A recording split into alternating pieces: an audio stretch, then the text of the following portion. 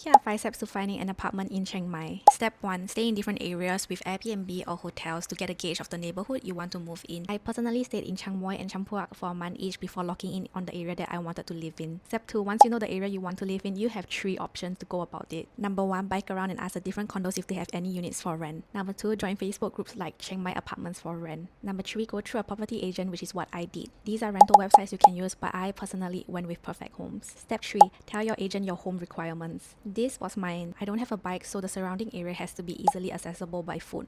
I also told her my budget, the type of accommodation I want an apartment, not a house. The aesthetic of the home must be modern, and the house should have a workspace so that I don't have to buy any bulky items. Step 4. Go for apartment viewings. Make sure you view the apartments in person before signing any contracts. And if you can, try to meet the landlord. If not, get their line ID and try to talk to them to see if this is someone you want to deal with long term.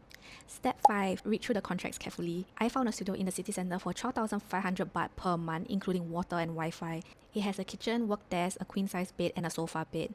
I had to give 1 month's rent in advance and 2 months' rent as security deposit. And now I would like to share a little bit more of my experience renting with Perfect Homes. The reason I chose them is because I really like their user interface. In my opinion, their website is so easy to navigate. It's very user-friendly and they respond really quickly. However, they do have a clause stating that they're not responsible for filing the TM30 and the owner of the house will only be responsible for filing it once, when I first move in, and that's all. If you're not familiar with the TM30, it's a form that must be submitted every time you enter Thailand within 24 hours by the owner of the property you're staying in. This form is usually required for immigration procedures like the 90-day report. Failure to report your stay within 24 hours will result into a 2,000 baht fine. You can submit the TM30 yourself by queuing up at the immigration near the airport, but honestly, it's such a huge waste of time, especially when the landlord can easily fill up the form and submit it online. So this is something for you to keep in mind if you wish to use Perfect Homes. Now I'll give you a list of things I wish I knew before I rent. Like I already mentioned, get a landlord that helps you do the TM30 every time you re-enter Thailand. Number 2, check for signs of pest infestations. I found 20 cockroaches when I first moved in and it was crazy. I would definitely be checking the drains for any signs of cockroaches, and also I would ask how long has the unit been vacant for. The longer it has been empty,